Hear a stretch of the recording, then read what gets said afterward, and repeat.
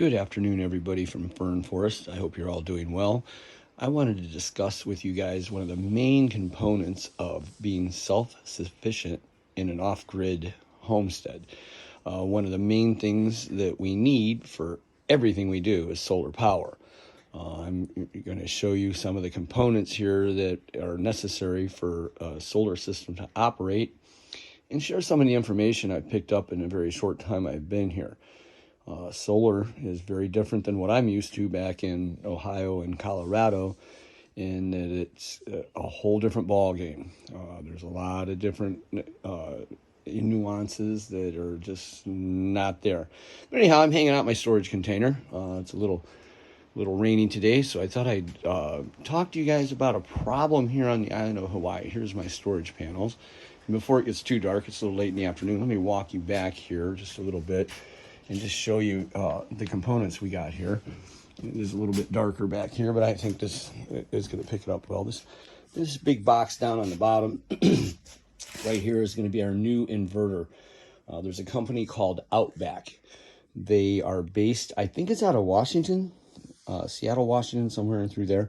But anyhow, these guys came to Hawaii and they actually did product design to handle the salt environment. The salt environment here on the island is brutal. All of our metal items that we have are subjected to just salt mist in the air. And boy, oh boy, are they showing it. But anyhow, I wanted to talk a little bit about the quality of American-built products versus the Chinese products. They're much cheaper, and sometimes they're a very, very good option for people if they have no other source to get anything. So let's start by discussing about every other day when I was down in the solar store. I got to thank Kavika down there at Ultimate Off-Grid Solar for hooking me up and being honest with me and not wanting to sell the cheap equipment. He sells mostly components that are made, probably minus the batteries, made in the USA. These solar panels right here are made in the USA. And these things, if we treat them right, let me give you a real quick look at them right here. And they're pretty tall. My arm's stretched out at shoulder length. And they're beautiful made in the United States of America. I like to keep my fellow Americans working. It's very important for our country that somebody's working. And as you can see, look at the quality of this. It's just beautiful workmanship. Kavika said the life of these is roughly about 10 years. After that, they lose 10% per year. So that's not bad. For the next 10 years, we can have 100% production out of these bad boys. And I think that's pretty good. That's really going to be a big plus on the self-sufficiency grid. But anyhow, let's talk a little bit about the components. And I want to talk to you about a major problem I've discovered here on the island. And it concerns grounding solar systems. But anyhow, just a couple things to get a note of. This is the battery collection that is going to be needed. Hey, you got to love my new Crocs. Never thought I'd ever see the day I was caught dead in a pair of Crocs. But out here, I'm telling you about other person standing in line anywhere is wearing Crocs because it's wet. And my tennis shoes suck out here. So these are perfect. Anyhow, I just want you to see how big these batteries are. You can actually see by my foot right here. These things are huge. They weigh 175 pounds a piece. And for me to have a solar system big enough to power my Chevy Bolt, you can see how many I'm going to take. 1, 2, 3, 4, blah, blah, blah, blah, blah. 12. 12 of these bad boys. So that's what it's going to take if you guys want to get an electric car and you want to be able to charge it without overwhelming your batteries. One of the important things that I've learned is the key to longevity of making these systems work is you got to remember these batteries out of the whole system are your babies.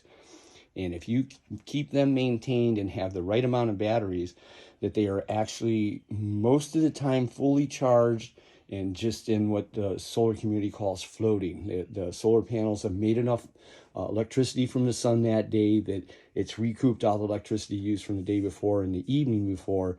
And the batteries are fully charged and the system's just floating. In other words, it's in neutral. So if you can maintain your batteries in a floating position a lot, they will last much, much longer. If you have a long spell of clouds, many, many days, and you can't keep these things up to peak or close to charge, the life won't last as long. So at the end of the day, the key to self-sufficiency and being economical self-sufficiency is actually being able to run these batteries with the correct amount of batteries, the correct amount of solar panels, and the correct amount of controllers. And when you do that, you add longevity to the system, which is very, very important. So let's get into a couple of the components here. Just a little quick thing. Covered a little bit of the batteries. The solar panels are amazing. These are right here, these little guys right here, they are put out by Midnight Solar Inc. And this is where we put the circuit breakers. And these are the circuit breakers, just a handful of them. I got quite a few more. These are the circuit breakers that are used from the solar roof, or I'm sorry, the solar panels on the roof to the actual going into the inverter. And the inverter, if you remember from my previous videos, the inverter, that's what's in that big box in the back there. That's what converts the DC voltage, that these two prongs right here, one of these is positive, one of those is negative. If you put a DC voltmeter on there, you can see that those things produce DC. All household items run on 110 or 115 or 120 volts, whatever anybody wants to call it, but it's 120 volts basically. They run on that. So you have an inverter that takes this DC. It's much easier to make electricity on solar panels than DC and convert it over. So these little guys here are the protection coming off of the roof going into the inverter in case for some reason possibly there's a lightning strike or who knows what could happen that would disconnect through these, working like a circuit breaker in your house. Just a little bit of a different setup because they're DC. And they go in a specialized DC box. It says solar on it, but it's basically just DC.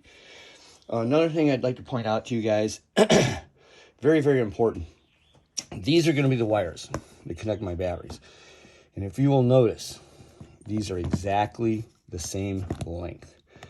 When you are balancing out batteries, if you don't balance them exactly correct, one battery is going to be drained a lot more than the others. Very important that each one of these cables, these are the cables, the cables that connect battery to battery. They have to be the same length. That way everything is equally distributed. These are going to be the cables that come from the positive side of all these batteries and the negative side of all these batteries. And I don't know if you can tell or not, but these are exactly the same length. And Kavika was kind enough to give me 9 foot of this super heavy duty cable. He puts the little things on them right here. I mean, you're set up, you're good to go. But these are exactly 9 feet long, and they're both exactly the same length. So no matter where I put these batteries, they are going to be connected with exactly the same length, so it's going to help balance the system.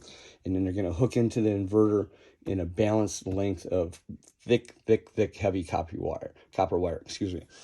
And then the other item I wanted to show you here is right here. This is the mounting brackets, okay? If you look at this little guy right here, see if I can focus in on that. This part down here that I'm pointing at with my little pinky is the part that actually screws into the roof. And the roof is going to be kind of like, everybody out here has a corrugated roof. It's almost like the side of my, my storage container here. So basically, you're going to just drill a hole, send this through, screw it in. You're going to want to make sure it's on one of the beams on the roof, so this doesn't just go through the metal roof and go into nothing because it has no weight, but you want to drive it through so it goes into a beam. This little rubberish, probably, yeah, it is rubber, 100% rubber. I can tell by squeezing it. That is going to be, when you tighten this down, that is going to be the watertight seal. It's not going to allow water to pass through into the beam that you just screw this into, and therefore it would rot out a lot more prematurely. And then this is the part up here where everything attaches. This little guy right here it's going to be sitting on the roof like this. This little bad boy here is going to go right through here. And actually, it looks like I might have lied to you guys. I'm sorry, I'm going through this stuff for the first time too. So here we go. Here's a little learning process, and this is how it works out here in Hawaii. You learn as you go. It looks to me like this little guy is designed to fit right in that hole. Let me see if I can right or wrong. I don't know, maybe not. That's going to be something of interest. So, like I said, we're still working on trying to figure out how, and that's not it. So it's definitely got to go that way.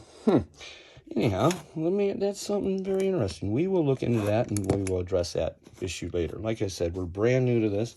I'm just trying to share these important things with you people that I've found out so far. And we're definitely going to address that issue again. But anyhow, the main reason overall I wanted to do this, I wanted to stress that these have to be the same length. This has to be the same length. You want your batteries balanced, so one battery's not working hard and the others are laboring or not laboring. But the main thing is this little guy right here. Let me pull this up here. We can get a good look at it. This right here is solid, and you can see how thick it is. Yeah, that's solid. I believe number 6. This is what we need for a ground. My solar system right now on the house is not grounded properly. I plugged in the charging unit from my Chevy Bolt to see if I could charge off of the power I had here currently, even though it would be hard on the batteries. I didn't think it'd be a problem because I could charge when it was sunny and we would still be good.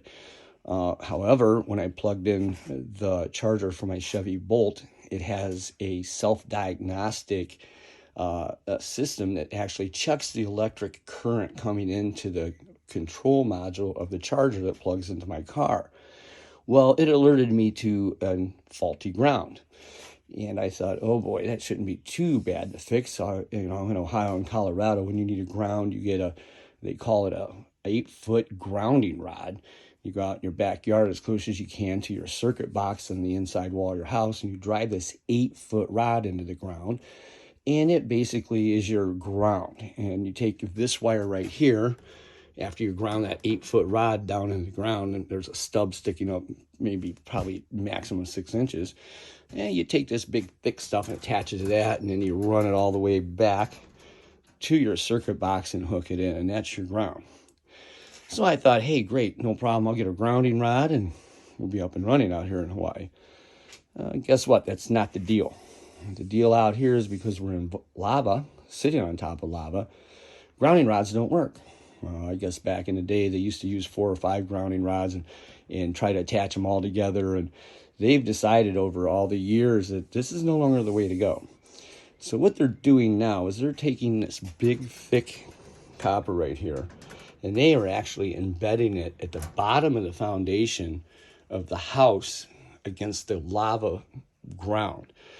And the theory behind it is, and apparently this is the best way to ground, matter of fact, it's the only way to ground to meet code now in new homes, is they're taking and running this thick wire underneath the cinder block. In other words, this is your cinder block, and that's your ground.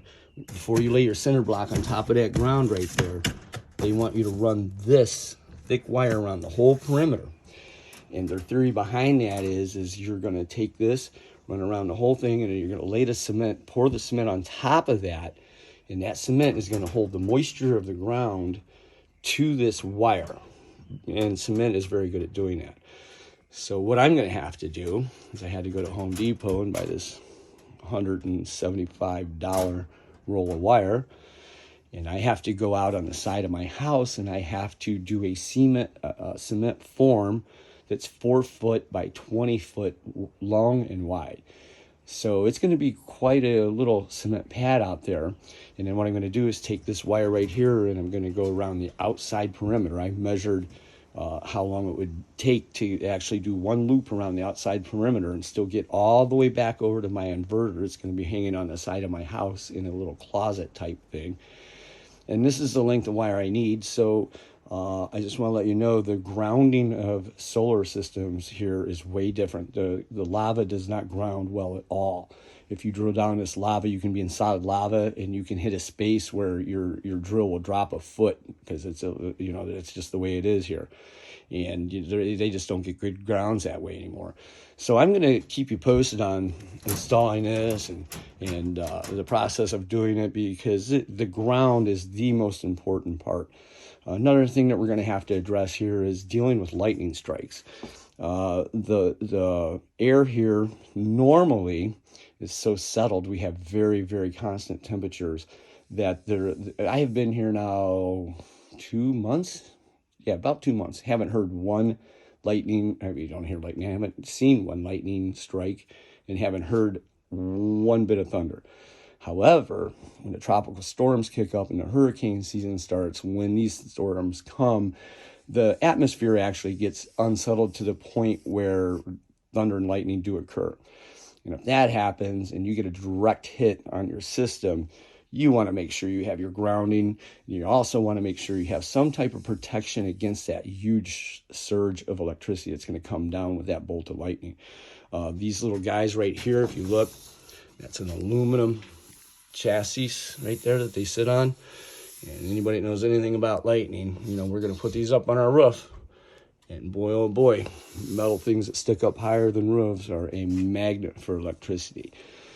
So that's going to be something I'll be addressing with Kavika, and I will address with you guys on a future thing. And in the meantime, we're going to figure out how this little guy works. That's going to be interesting. I could have swore that this was going to be the seal. I'm used to working in the HVAC industry, and these kind of are similar to the roofing nails that the roofers use. They always have a big rubber grommet right here before they drive in. So when you drive it in, you drive it tight. This rubber pushes up tight and no water can get in. It's a great way to seal anything that you're putting on top of a rooftop air conditioning unit. And that's what I used to do all the time. But anyhow, I wanted to address this copper issue with the grounding situation. If your system's not grounded, it could lead to big problems. If there's a failure in your system, especially on the hot side of the inverter, which would be the 110 or 115 volt side, not the DC side, you could be subjected to some problems. And even on the DC side, if you got enough batteries, that's just as deadly as the AC side. So I just wanted to throw this out there and show you guys some of the components that's involved in putting this system together.